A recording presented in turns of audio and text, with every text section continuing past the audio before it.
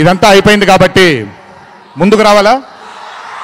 మీరు అరవను అంటే ముందుకు వస్తాను, నన్ను మాట్లాడనివ్వండి.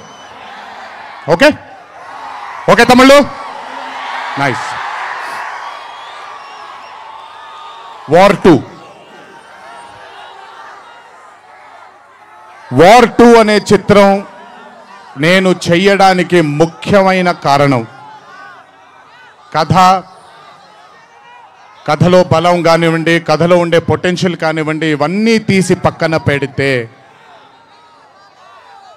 నన్ను ఈ చిత్రంలో ఖచ్చితంగా నువ్వు ఈ మూవీ చెయ్యాలి అని నన్ను వెంటపడి నాకు భరోసాని కల్పించి, నీ అభిమానులు గర్వంగా తలెత్తుకునేలాగా నేను ఈ చిత్రాన్ని రూపొందిస్తాను, నన్ను నమ్ము అని చెప్పిన ఆదిత్య చోప్రా గారికి ముందుగా నా ధన్యవాదాలు. ఆయన మాటని నేను వినకుండా నమ్మకుండా ఉండుంటే ఈరోజు ఇంత గర్వంగా ఇంత ధైర్యంగా మీ ముందు నిల్చునేవాడిని కాదు నేను. So I would like to thank Adi Chopra sir for giving me the confidence, giving me the bharosa of doing this film called War 2. Followed by Adi sir, I would like to thank the whole team of YRF, Yash Raj Films, starting from Akshay, starting from Manan, Rohan, a lot of people who've been a part of this journey. I would like to thank మీ అందరికీ. నేను ప్రతిసారి ఫ్లైట్లో వెళ్ళినప్పుడల్లా ఒక గుండు అతను కనిపిస్తుండేవాడు.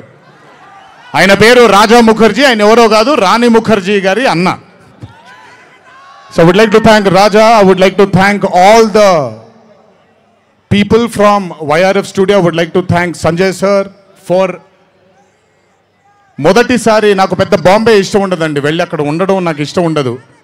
అలాంటిది 70 brother వెళ్ళిపోనా నేనేమన్నాను, మాట్లాడేప్పుడు సైలెన్స్గా ఉండండి, నాకు ఒక్క సెకండ్ పట్టుద్ది, మైక్ విచ్చి వెళ్ళిపోతాను నేను.